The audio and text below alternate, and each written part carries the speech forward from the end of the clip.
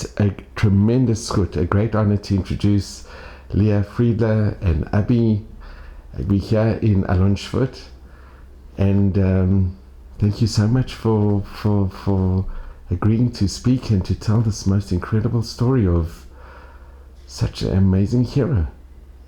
Abby, if you could just relate about your dear mother. Shortly, my mother was born in Oradea Mare. In Hungarian it's called Nagyvárad. In Yiddish it's called Grossvardein. She was the only daughter of her parents, and when she was 17 the Nazis came into Hungary, and in 56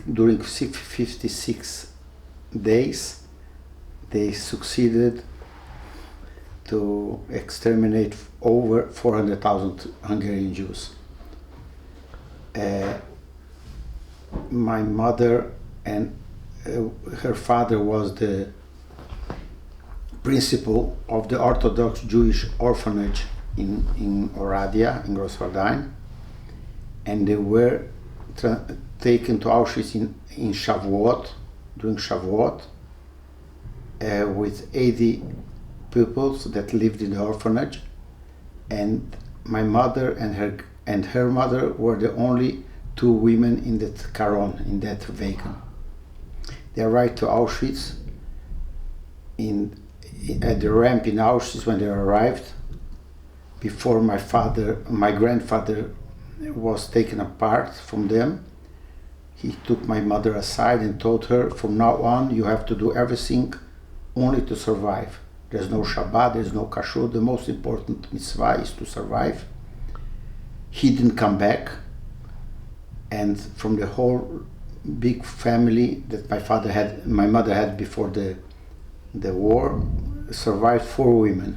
My mother, her mother, an aunt, my grandfather's younger sister, and a cousin. Today my mother is the only survivor, but Baruch Hashem, a few months ago we made a big party when the hundreds descendant from my mother was born, and we called it Savtalea Shava Mea. Savtalea is worth 100, and Baruch Hashem today most of the family, almost all of our children and my sister's children, we were 3 brothers. I am the oldest. I have a sister that she wrote in Hebrew the book about my mother's life story. I translated it into English with professional help. And we had a younger brother that passed away 9 years ago in the swine flu. But almost all the descendants are living today in Israel. We are all religious, Baruch Hashem, and we all serve in the army, and we are very well off, Baruch Hashem. And that is the real, my mother always says that she won the war. Hitler lost the war and she won the war. And Abby, when your mom was in Auschwitz, this was in 1944? Yes. My mother arrived in Auschwitz in 1944 in Shavuot, as I said, and she went through different phases in Auschwitz, but she was also the Lauferin. She was the helper of Dr. Mengele in Marchemont, and the Nazis ran away from Auschwitz when they saw the Russians approaching on the 13th of January. And all the inmates were taken in the death march, but few of them, they couldn't even walk, and the Nazis didn't have time already to murder them because they were in a rush to get away. They torched the barracks where they were, but after they left, it started to snow, and the snow put out the fire, and that's the way that she and her mother survived. And on 27th of January, the Russians liberated officially the camp. That's considered today the International Holocaust Day. But they were so weak that they still were in the camp for another 3 months, and only on the 11th of May did she go back to her birthplace. Then they came on Aliyah, with Aliyah, illegal Aliyah, because at that time the English didn't let us come here, and they were caught when the ship was hijacked by the English Navy when they almost arrived at Haifa, and they were taken to Cyprus to a displaced persons camp for another year, and on the 6th of February 1949, 30 months later, did they arrive over here. And when she went back to her birthplace after the war, were there any others, members of the family, that managed to get back as well? My mother always tells us that the most difficult day of her life was when they arrived finally on the 11th of May to their birthplace, because she was sure that her father would be expecting her in the train station. And when they arrived, the train station was packed almost totally by Goyim that were waiting. They knew that they were arriving a train with the survivors from Poland, and they were looking to see who came back from those that they took their houses and their belongings, and she didn't see. Might be there were some Jews, but she didn't recognize none of them. But my father was there because he was in hiding during the war, and his mother told him to go and see if you find some survivors and bring them over to our house. And he knew my mother from before the war because his younger sister was in the same class as my mother. So he recognized my mother. My mother was so weak and so transtorted that she didn't recognize him. And he invited her and her mother over to their house, but they were so weak that they didn't want to come. But that was on a Friday afternoon.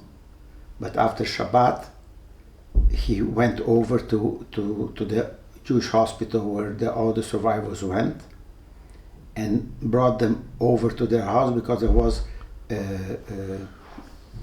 not a wedding party, erusin, like an engagement. An engagement of his younger sister, and from then on they are together, and they were married for 70 years. My father passed away 3 years ago, but they were married for over 70 years. And from the orphanage that your parents looked after, were there any survivors of the children? The truth is we don't know. We know the exact date where my grandfather passed away. He died from hunger because he took his very little portion of food that they gave him, and he divided it with his students. And one of them, I don't know if it's one of his students, but one of the people that were together with him, he took the time and the effort after the war, even though he wasn't from my mother's city, to travel all the way back to my mother's city to tell my grandmother and my mother that my grandfather passed away. Right. And he told them the exact date where he passed away, so we know his Yurtzeit was on Yutet Tevet 1945, I think it was the beginning of 1945. And Abi, can I just ask, I know it's a very difficult question, but your mom working with Mengele, Yamach Shemo, does she must remember it must have been horrendous what she was... The truth is that we grew up in a house that we weren't allowed to speak about the Holocaust. My father always was worried that it would be very difficult for my mother to speak about it. To be a tremendous trauma. I know stories because 3 of my grandparents survived. Only my father, my grandfather, that was my mother's father, passed away in the Holocaust. But the 3 grandparents survived. They were all from the same city. And they used to tell me stories when my parents weren't around. They wanted to tell the story. But my mother never told her story. But in 1989, it's already 45 years after the war, my wife, she was the teacher of teenagers, of a class of very difficult teenagers, girls. And on Yom HaShoah, she asked my mother if she wouldn't be willing to tell her story to give these girls some perspective in life that might save some of the girls. And my mother didn't have the strength to say no to my wife, so she didn't sleep for almost a week, but she started telling the story. And I heard that many Holocaust survivors at a certain stage in their life, they start telling the story. Anyway, with my mother, then she told the story for the first time. And from then on, it was for her very difficult, but it was a catharsis and it helped her. And from then on, every year she spoke for thousands of people telling her story. She spoke in many army bases over here. She spoke to all the educational institutions, yeshivot and the schools, and in Gush Etzion. She spoke all over Israel, and she told her story. One of the most amazing stories with Dr. Mengele was, there was a religious Orthodox women's doctor from Satmar that was also together with them in Auschwitz. There's a film about her and a book about her. I was a doctor in Auschwitz, Dr. Gisela Perl. And Dr. Gisela Perl, she made abortions, illegal abortions at night, risking her life, because if Dr. Mengele would find out that the woman was pregnant, they would send both to the gas chambers. So during the night, this Orthodox Jewish physician, she did abortions, risking her life to save the mother. And who helped her, this Dr. Gisela, out with candles was my mother and my grandmother. My grandmother was like the nurse that was helping out the physician, the Dr. Gisela Perl, and my mother used to keep the candles and clean out not to leave simanim that like any evidence, so they shouldn't find it out. But it must have been such a difficult decision to do an abortion, right? It was a very difficult decision, but it was self-understood because that would save the mother's life at least. Otherwise, both would go to the gas chambers. It was such a difficult decision that after the war, this doctor survived, and she immigrated to America. And when this story was found out, the immigration authorities of the United States wanted to prosecute her and didn't want to let her get her visa and to stay in America. And there was I don't know how you say it, they went to court, and who came to witness on her behalf was an Orthodox Jewish woman that was her patient before the war, and she got pregnant with her help because she had difficulties to get pregnant before the war. And Dr. Gisela Perl was her physician before the war, and she got pregnant. And then Dr. Gisela Perl helped her to abort in Auschwitz, and that saved her life. And she also survived. And then she also immigrated to America, and her husband also survived. And Dr. Gisela Perl was her physician again in Mount Sinai Hospital in New York after the war. And this lady came to witness that what she did was the most human thing she could have ever done in her life. And that's the way she was acquitted. And she was a senior doctor in Mount Sinai Hospital for many years. And much later, I don't know exactly when, she made Aliyah and was still a physician in Shaarei Tzedek Hospital in Jerusalem. And Avi, I think one of the most amazing things in this book is your mom. She would tell your sister that every day when she saw the sun rising in Auschwitz, she was happy because another day she was alive. So she saw the brightness in such a hell, in such a Gehenna, but she saw the goodness, the positivity. It's unbelievable. My mother, her whole life, as far as since we know her, she always plays Pollyanna. She always thinks and looks only at the best part of life. She always sees the full cup and not the half of HaKadosh Baruch Hu's blessings.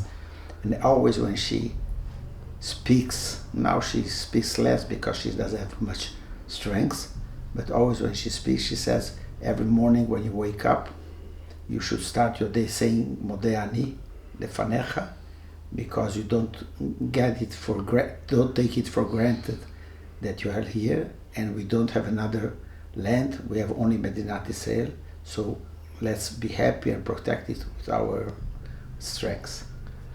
And Abi, can I just ask, your grandmother, was she as positive as your mom, or was she more traumatized?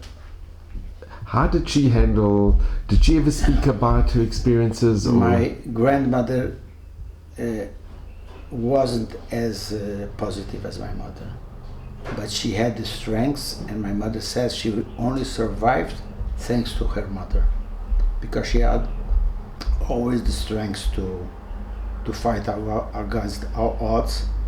And there were certain moments during the war that my mother was already willing to give up, and even she said to her mother that she's going to the wired fence to take her life. That was once, and my grandmother started screaming with her and convinced her not to do it. And once my mother was in the infirmary with Dr. Mengele, she was so weak that she gave up on eating.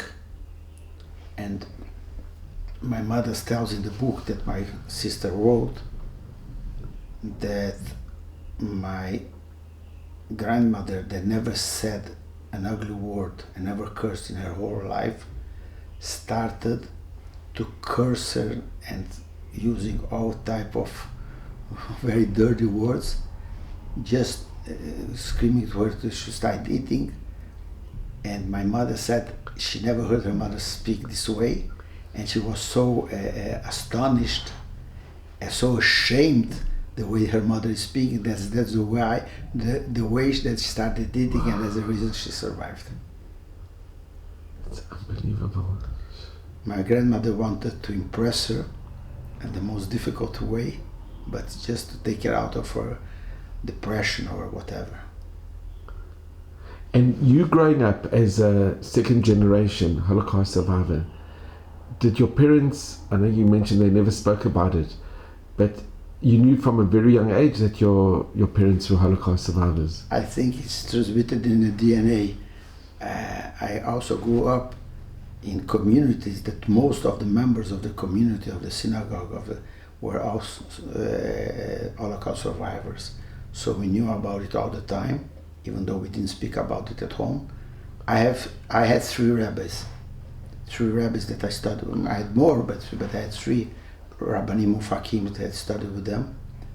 One was Reb Amram Schwartz, the second was Reb Moshe Dresner, and the third was Rosh Yeshiva Telz, Reb Meir Bloch. I didn't know him, but I got to the yeshiva right after he passed away. But I consider him my rabbi because he was the founder of Tel Yeshiva when I studied afterwards. At my time, there were already Mordechai Katzer, but Rav Gifter and Rav Sorotskin. All three of them, they were in their second wedding in Zivug Sheni, because all of them lost 11 children and first wife in the Holocaust. So I don't know where, but it's in my blood, it's my family's blood and so on. And all my children will pass it on to the next generations, how lucky we are that we were born in this generation, in Eretz Yisrael and so on. And we keep it Torah. and we don't have to sacrifice anything to keep Torah. And I think one of the most incredible things that I've ever witnessed is you have a child that's married to Rabbi Aaron Shariashuv. Could you mention a bit about how they met and who Rav Aaron Shariashuv is? How they met? They met because they had common friends. Rabbi Aaron Shariashuv, it's a most amazing story.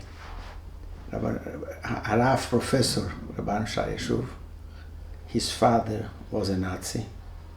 He didn't, as far as he knows, his father never killed Jews because he was in the Wehrmacht and not in the SS. And he knew his father very little because his father went to the Russian front and came back only and was in captivity after the war, so he came back at an age when my Mechuten was already out of home. But my Mechuten, Rav Aaron Shariashuv, he went to study theology and philosophy as a Lutheran in Wuppertal. And when he started to learn the scriptures and the Bible, he came to the conclusion that the Christianity is not, it's based on lies, basically. So he started to visit on synagogues and rabbonim, as he writes in his book, and he gave interviews about it. And it's a long story, but in short, he converted to Judaism, and he studied in Merkaz Harav, and he studied in Hari Fischl, and he was ordained as an Orthodox rabbi. And Rav Tzvi Yehuda Kook, he was very close to Rav Tzvi Yehuda Kook, and Rav Tzvi Yehuda Kook married him with his wife, and he was converted in a very Beidin Chashuv. The three Dayanim that were in his conversion were Arav Weinberg, Arav Tzvi Tzitz Eliezer, and Arav Kapach, and I don't remember the third name, but I think it's Cohen. He was one of the Dayanim, Choshev Dayanim, in important Dayanim in Jerusalem.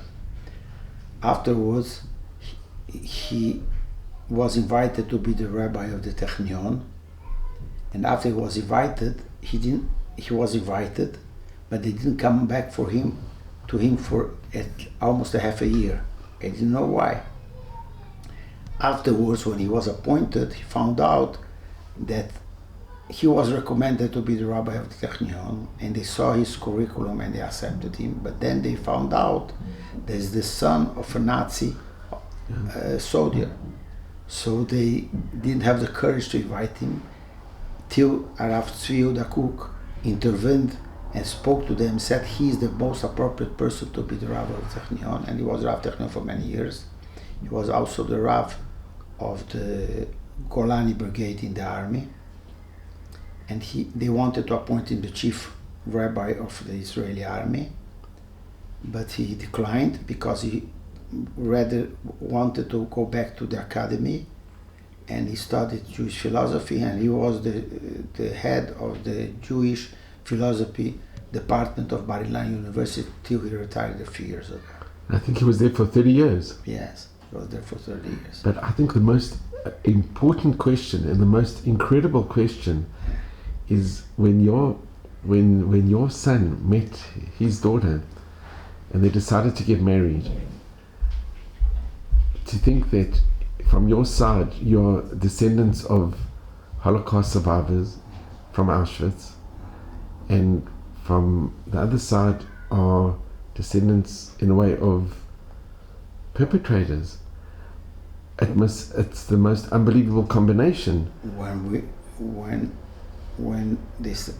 we saw that the relationship between my son and my daughter-in-law were getting serious, we naturally tried to find out who are the parents of my today daughter-in-law.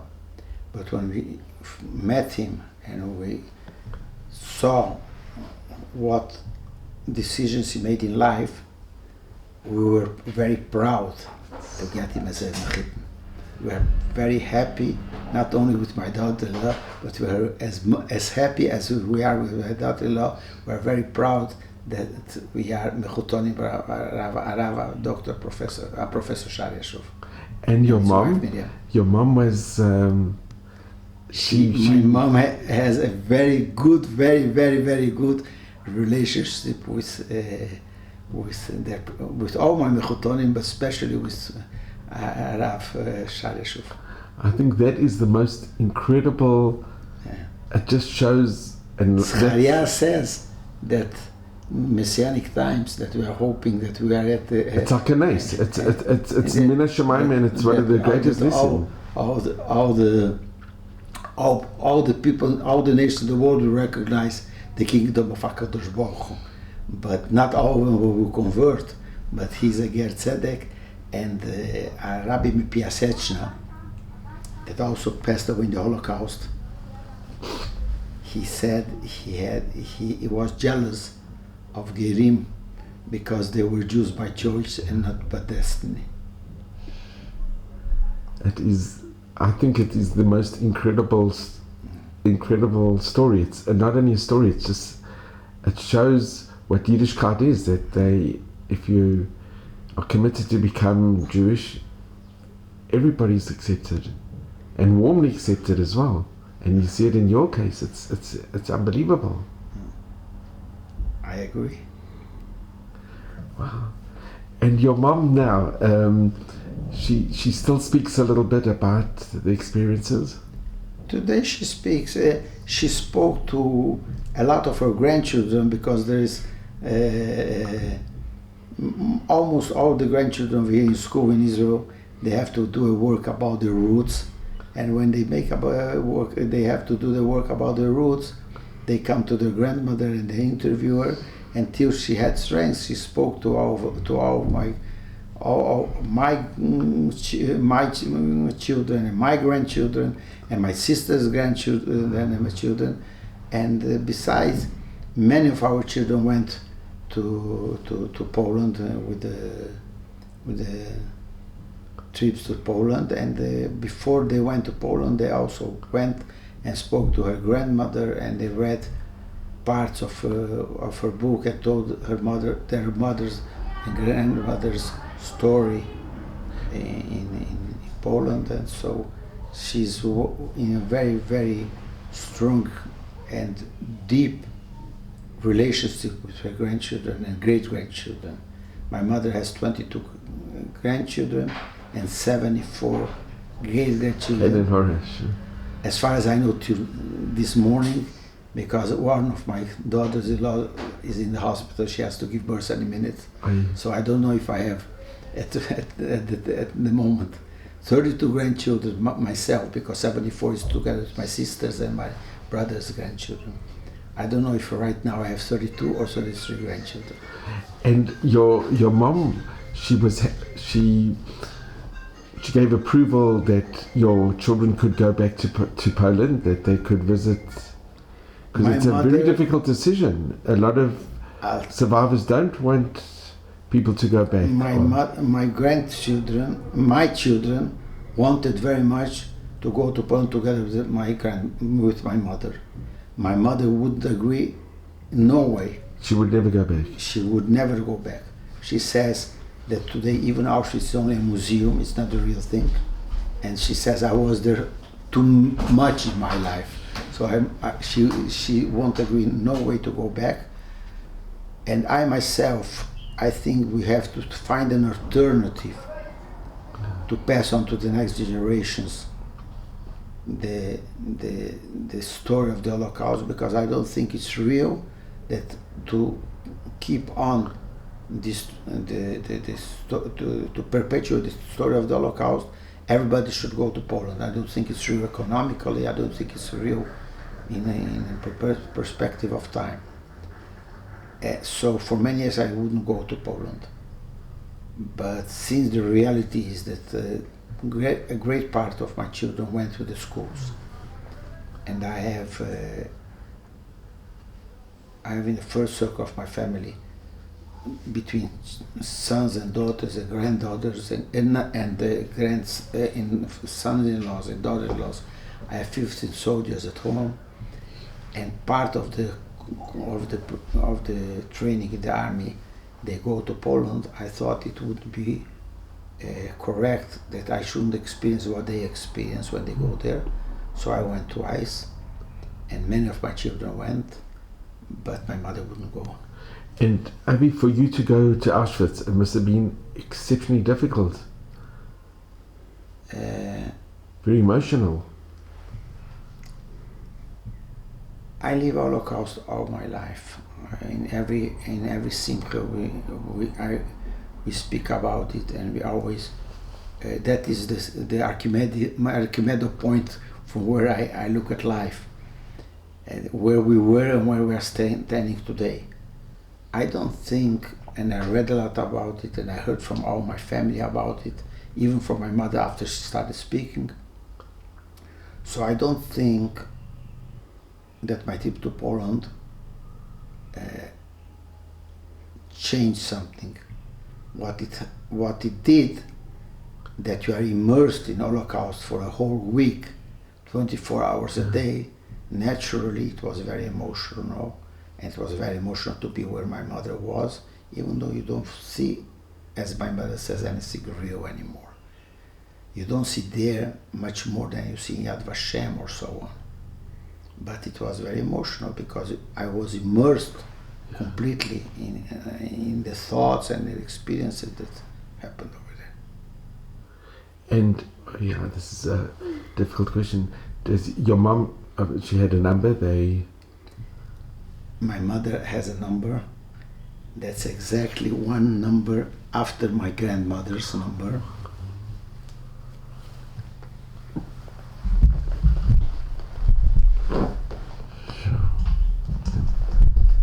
It's one number after your...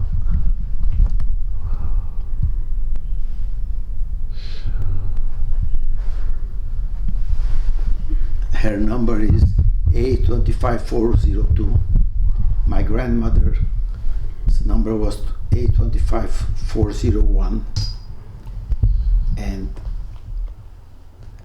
there was a woman that was together with them. She's called Ibi Man. She lives in the kibbutz Neot Mordechai in the north, near Kiryat Shmona, and she by chance saw in YouTube a small film that was about my mother, and she didn't remember even her name as far as I recall, but she remembered that there was a young, very nice girl that was together with her there at the time, and she called us up. She called me up, my sister up. She found our phone number, and she wanted to meet my mother. And she's also very old already. She's much older than my mother.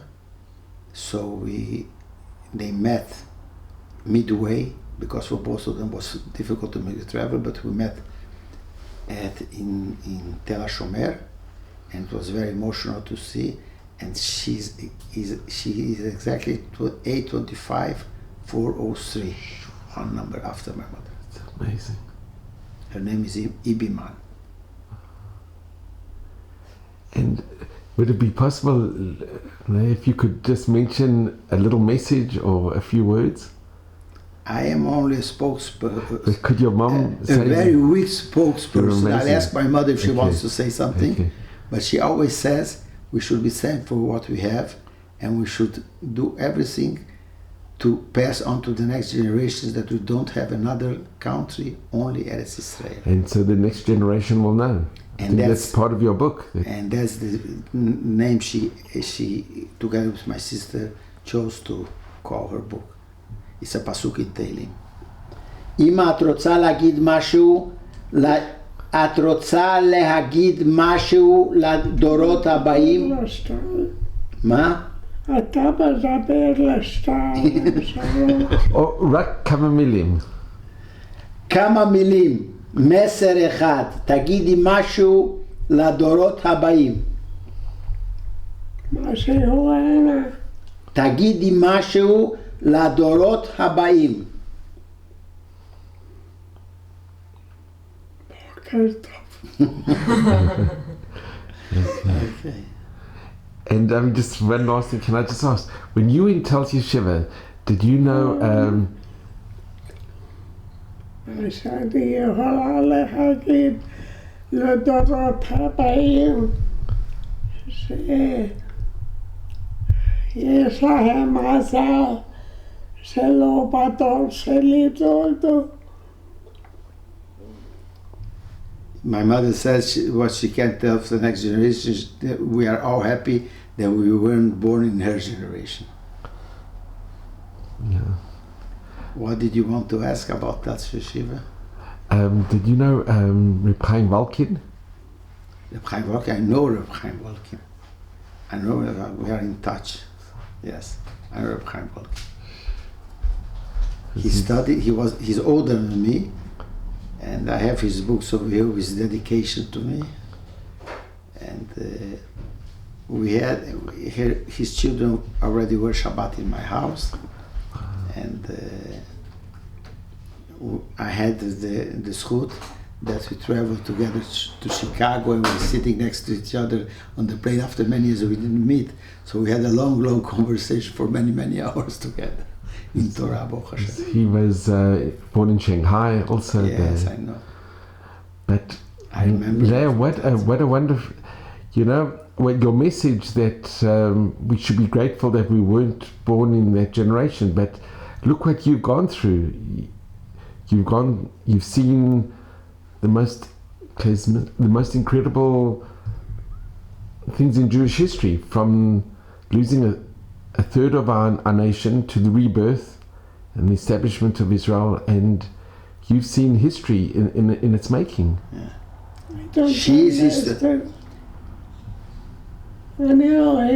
דוקטור לס אומר שאת היסטורי, את היסטוריה, כי את ראית שליש עם ישראל נכחד, ואת ראית את עם ישראל קם לתחייה, ומדינת ישראל, ואת כל המשפחה הגדולה שהם כולם צאצאים שלך. You are history. You are Jewish history. You are a symbol of our people. Let's stop. Leah, you are ready. Thank you so much from the bottom of my heart. B'mit toda rabba, Rabbi. Ein milim. There are no words. We are so grateful. You're an inspiration, and your book is an inspiration. And you should just be gesund and meve shrim and all of Hashem's blessings. The book, you have to thank my sister that took the time and the effort to write it. Can I just, for a second, I just want to thank your mom personally. If I could.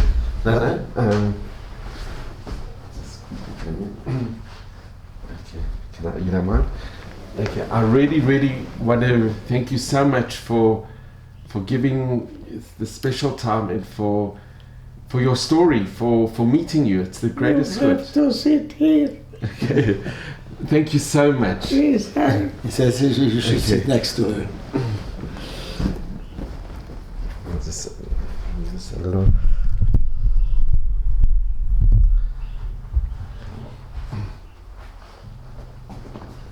It's a very big script.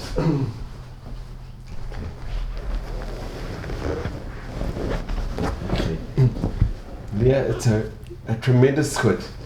It's a great honor to